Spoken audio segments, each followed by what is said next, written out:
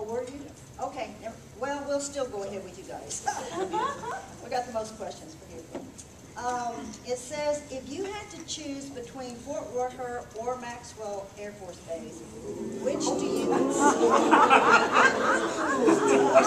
consider more strategically important? And so, Mr. Barber, you want to say? I pick Fort Rucker. I'm not abashed. I don't mind. Fort Rucker. Which base do I consider more strategic? Yes, strategically important. Again, I can tell you firsthand from serving in the military. Okay, we have several different branches of armed services for a reason. They all serve a purpose. They're all critical to the defense of this nation and protection of this country. So there is definitely not any reason why one is better, more strategic in any way, fashion, form than the other. Anybody that says that one is, I would say let's have a discussion, because I'd have to argue pretty strongly that there is no difference in the two. They both serve a purpose. They're both different ways. Even though we do a lot of rotary and fixed wing training here at Fort Rucker, we still have air capability at Maxwell as well. Okay, so they both serve the purpose. They're both vitally important to it, and I would absolutely fight for both of them equally as hard.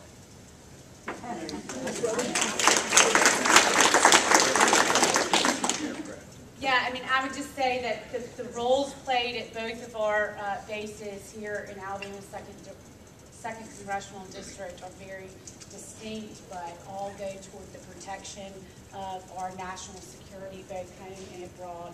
And like I said earlier, it is absolutely vital because of our current Congress and our current administration's addiction to spending, whereas we're under no threat right now, we all need to have our eyes wide open as to what's going to come down the chute as it relates to our military, not just in Alabama, but all across this country.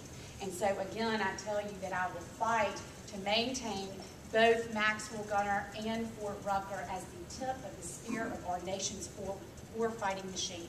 And I will do that as your congressman. Okay, okay. What are your ideas about combating terrorism? Well, look, let's all be honest. This is a dangerous world, and there are people who hate our country, and they hate our liberty, and they are going to do everything that they absolutely can to take advantage of that and to harm us. And we all know that, and we need to be aware of that. We are fighting two wars right now. We need to continue to fight the war on terror both at home and abroad. And this is a good opportunity to bring up the issue of immigration, which is ever before us, as we have open borders where people who do want to do harm to this country have the ability to come right here to the United States of America and do that. And again, we need a strong, strong voice that is willing to listen to our commanders who are on the ground, both abroad and at home, to know exactly what our military capabilities need in order to continue to fight very strongly the war on terror.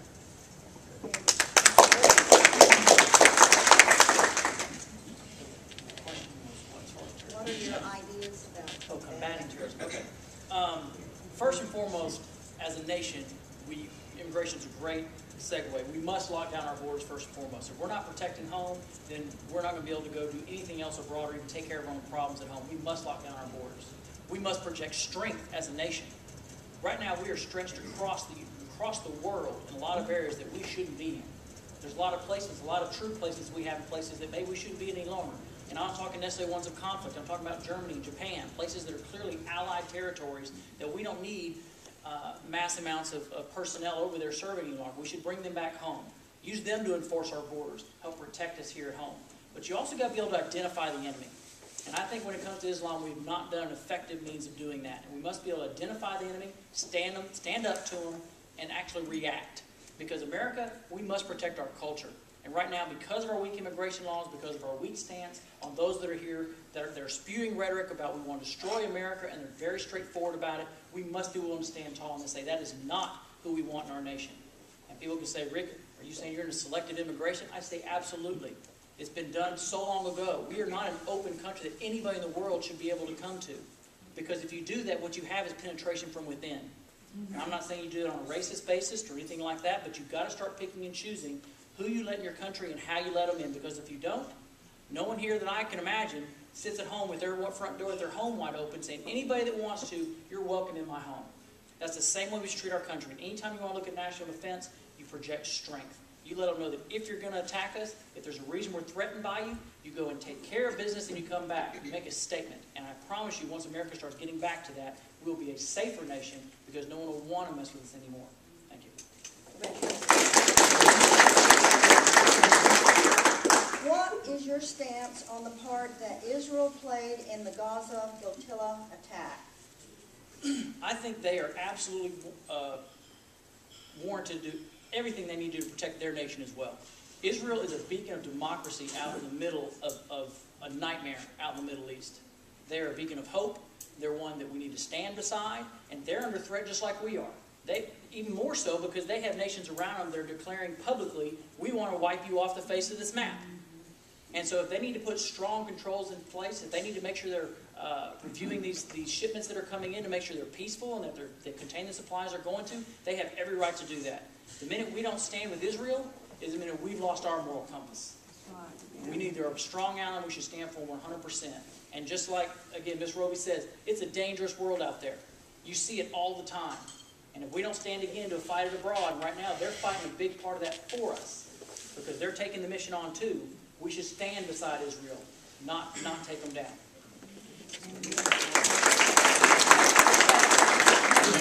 Israel is a stable nation in the most unstable part of our world, and we, the United States of America, absolutely have to support Israel, and Israel has every right to defend their democracy at the measures that they see fit. Yes. Okay, do you have any assurance you will be able to serve on the House Armed Service Committee when you replace Congressman Bobby Bright? I have had a discussion with the current minority leader, Leader Boehner, and have asked him for the assurances that I would be able to serve on those two committees if elected to serve you in Congress. Certainly, I don't have that in writing, but I have asked, and I will continue to communicate to the leadership in Washington that those are very, very important to the representative of the 2nd Congressional District in order to be able to fight for our military bases and our agricultural community.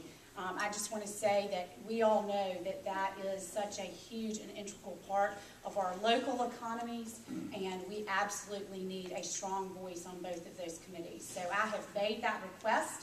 I have made that desire to be known, that it is so vitally important that our representatives serve on both of those committees. Mr. Barber? Pretty much along the same lines, I have not spoken with Mr. Boehner. He was not in office when I made my trip to D.C., but I have spoken with a lot of the congressmen here in the state of Alabama, as well as our former congressman here, Terry Everett, who also served on that defense committee. And I think it's important that we've illustrated that to them, and I think either one of us will have many people fighting on our behalf to get us on a committee we've been on for so long, deserve to be on because it's appropriate for the district we're in, and I feel that either of us would have an opportunity to be able to take that seat. The U.S. Treasury predicts the national debt to be $19.6 trillion in 2015. Do you support the fair tax, the best method to solve the debt and tax problems associated with the debt? Yeah, from the beginning, supporting the fair tax has been my #1 option for tax reform. We don't hear a lot about tax reform right now. It's not necessarily the top item on the list. And I'll tell you the reason that is. The reason that is because we don't have people educating everyone else on how much the tax code is a linchpin to the corruption and to the problems in our country. It is the #1 tool that is used throughout our country to affect change in regards to corruption, controlling industries, and doing everything they do. It is their tool in their tool belt.